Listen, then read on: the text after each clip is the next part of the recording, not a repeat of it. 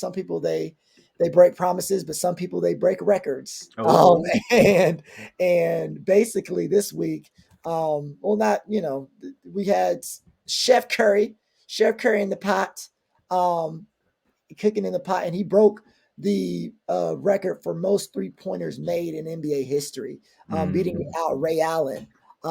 So we got to give a shout out to Steph. I think he's so important because he really changed the dynamic of the league. Right, he wasn't the biggest or the strongest or the tallest, but like he shifted the culture of the NBA like probably forever. And not only that, but like no on the court craziness, no off the court craziness, super humble guy. And so it's just a beautiful thing to like see him reaching this this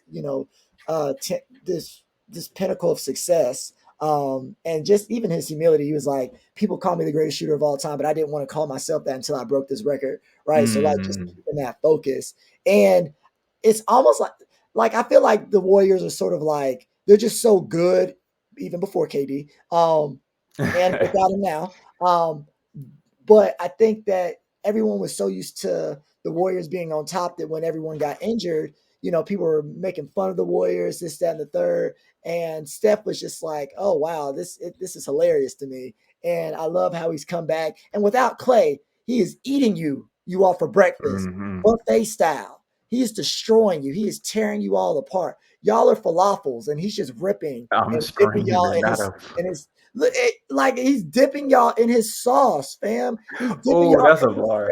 Chef Curry sauce. Y'all are getting curried. Like the whole league is getting curried, and he doesn't even have Clay. He doesn't even have Wiseman. Like y'all aren't ready. Y'all ain't ready for Steph. So I gotta give a big spotlight to Steph. But yo, T, what do you think about this? What does this mean for you, the league? How are you feeling about Steph right now? I ain't gonna lie. I'm gonna make this quick too because I used to not be a big Steph Curry fan, but it's like I will not be a hater and I will recognize his greatness. But I'm gonna give y'all a quick story. When Steph Curry was coming into the league, he was a rookie. I had been following him since his sophomore year in Davidson. I just used to watch college basketball. I used to just consume all sports, and I was like, "Oh, this guy is goated." I used to be so hyped watching him before people even knew about who he was. I think I got my sister like a Davidson jersey. She used to be a super big fan.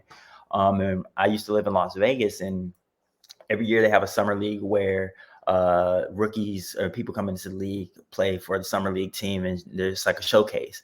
So I ran into Steph Curry. I had like just one of the little programs and a Sharpie. I was like, can I get an autograph? Like my sister was super hyped. It was really for her.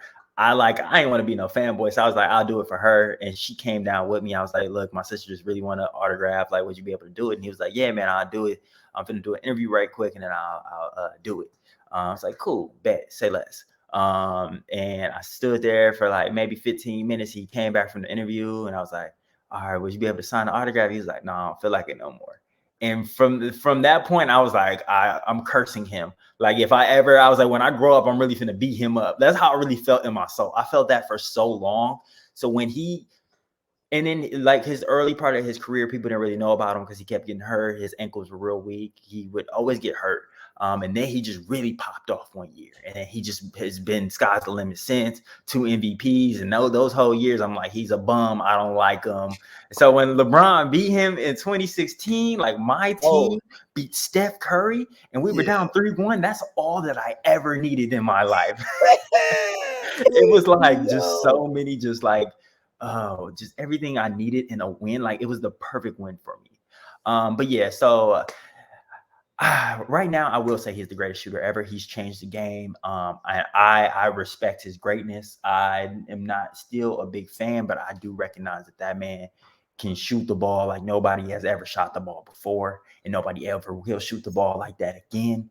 That man is goated. I will say that. He's not better than my guy LeBron, but that man has changed the game. Like the fact that he got big man shooting threes, it pissed me off. But it's like he's fundamentally changed the game.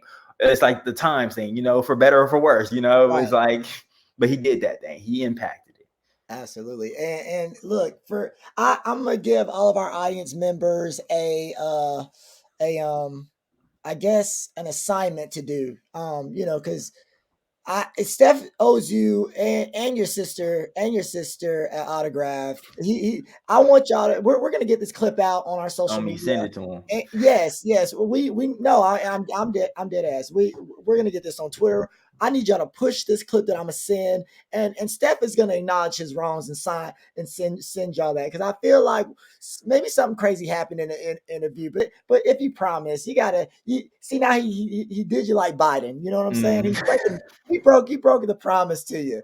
See it all aligns. It's all aligned this week, man. Everyone just I'm and screaming. he owes you. And I think if he saw this clip, hopefully, I think at the space he's in now, he'd be like, "Dang, man, I made a promise." And young kid, because this is back Absolutely. when he was at Davidson, right? Yeah. So he was just coming into the league. He might have been 20. So yeah, I do recognize, just like what you said, like the interview could have went left. They could have said something crazy to him that really just ticked him off. It was like, I ain't trying to talk to nobody.